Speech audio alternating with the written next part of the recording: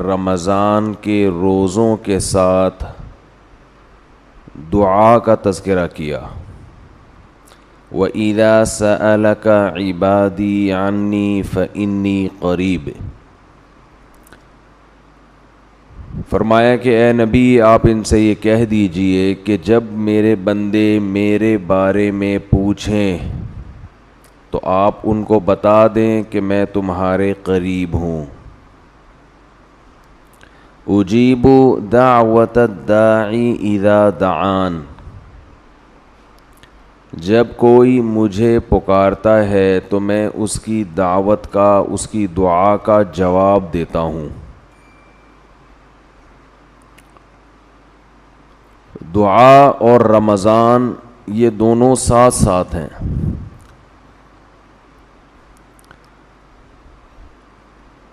جہاں اور دیگر معاملات میں ہمارے اندر کمی واقع ہوئی ہے، دین کے معاملات میں، نماز میں، روزے میں، تلاوت میں، وہیں ایک بہت بڑی عبادت ہے دعا.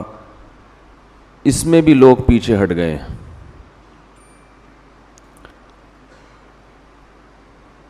اور شیطان کی کوشش یہ ہوتی ہے کہ وہ آپ کو کوئی دوسرا آلٹرنیٹ دیتا ہے تاکہ آپ اصل کو چھوڑ کر اس متبادل میں مشغول ہو جائیں. کیونکہ اگر آپ کے پاس آلٹرنیٹ نہیں ہوگا تو پھر آپ اسی اصل پہ قائم رہو گے.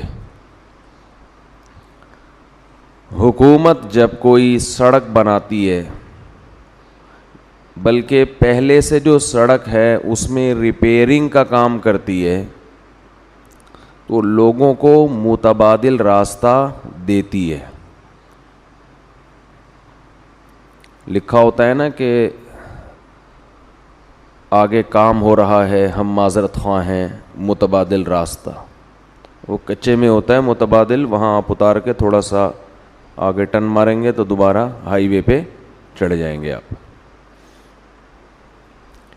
یہ متبادل راستہ گورنمنٹ کیوں دیتی ہے؟ اس لیے کہ نہیں دیں گے نا تو ایسا نہیں ہوگا کہ لوگ وہاں کھڑے رہیں قیامت تک کہ آگے چونکہ سڑک پہ کام ہو رہا ہے، یا لوگ واپس چلے جائیں. ایسا بھی نہیں ہوگا. واپس جانا شروع کریں، اتنی لمبی ٹریفک کی لائن لگ جائے گی، پھر آپ 2 گھنٹے کا سفر کر چکے ہیں تو واپس کون مڑے گا بھائی؟ نتیجہ یہی ہوگا کہ اسی ریپیئرنگ والے راستے پر ہی لوگ گاڑیاں لے کے چڑھ جائیں گے. تو اس لیے جب بھی کسی ٹریک پر سے لوگوں کو اتارنا ہوتا ہے تو اس کا طریقہ یہ ہوتا ہے کہ دوسرا متبادل راستہ دیا جائے ان کو. یہاں تک بات سمجھ میں آ گئی ہے؟ یہی کام شیطان کر رہا ہے، کیونکہ شیطان بہت ہی ہوشیار ہے. شیطان جو ہے نا وہ بہت بڑی فلم ہے. تو وہ کیا کرتا ہے کہ بے دین کو تو ایسا کرتا ہے کہ جو جائز خواہشات ہیں ان سے ہٹا کے حرام خواہشات کی طرف لے کر جاتا ہے، حالانکہ وہ خواہشات کی نوعیت ایک ہی جیسی ہوتی ہے. آپ کو بھوک لگ رہی ہے تو بھائی چوری کر کے بھی روٹی کھا سکتے ہو، اور جیب میں پیسے ہیں اس طرح بھی کھا سکتے ہو. چوری کرو گے ایک دفعہ آسانی ہوگی، لیکن ہمیشہ پھر چوری کرنی پڑے گی، ہر دفعہ کی ٹینشن. اور اگر پیسے کما لو گے تو ایک دفعہ کی ٹینشن ہے، لیکن ہمیشہ پھر عزت کے ساتھ خرید کے ساری زندگی کھاتے رہو گے.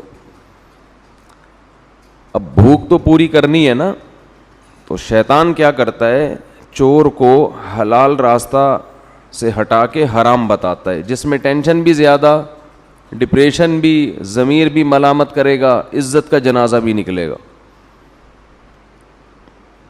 تو بے دین آدمی کو شیطان حلال خواہشات سے ہٹا کر کس طرف لاتا ہے؟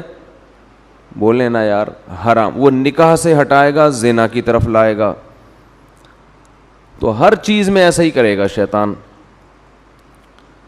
دیندار آدمی کو, جو دین کو فالو کر رہا ہے, دین پہ چلنا چاہتا ہے, اسے شیطان سنت سے ہٹا کے متبادل راستہ بدعت والا دے گا, یا وہ بدعت نہ بھی ہو لیکن وہ سنت جیسی اس میں روحانیت نہیں ہوگی, ایسا راستہ دے گا شیطان اس کو.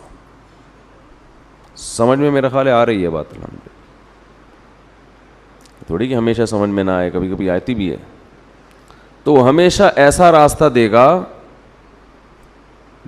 جو یا تو بدعت ہوگا وہ راستہ, یا اس میں بدعت نہ بھی ہو تو کم از کم جو سنت میں روحانیت تھی وہ اس راستے میں نہیں ہوگی.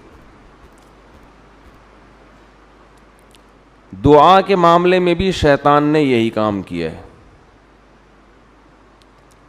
آدم علیہ السلام سے لے کے ہمارے نبی صلی اللہ علیہ وسلم تک جتنے پیغمبر آئے, پھر آج تک جتنے بڑے بڑے علماء, صلحاء, اولیاء, وہ اپنے تمام کاموں میں دعا کو بہت زیادہ فوکس کیا کرتے تھے.